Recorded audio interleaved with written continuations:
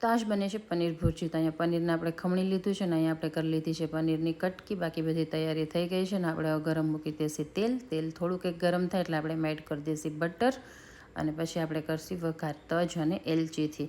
પછી આપણે નાખી દેસી ડુંગળીની પેસ્ટ એકદમ મસ્ત પાકવા દેસી અને એકદમ સરસ પાકી જાય પછી આપણે એમાં એડ કરશી ટમેટો પ્યોરી અને થોડુંક મીઠું અને પછી આપણે એમાં એડ કરી દેસી હળદર. હવે આવી ગઈ છે લસણવાળી ચટણી અને એને એકદમ સરસ મિક્સ કરી ઢાંકી અને 5 મિનિટ માટે ગ્રેવીને એકદમ સરસ પાકવા દેવાની છે તેલ છૂટું પડે ત્યાં સુધી. પછી આપણે એમાં એડ કરશી કાજુ અને મગજરીની પેસ્ટ. હવે એને એકદમ સરસ મિક્સ કરી લેવાની છે. પછી આપણે એમાં એડ કરશી કેપ્સિકમ, ઓનિયન અને રેડ ચીલી.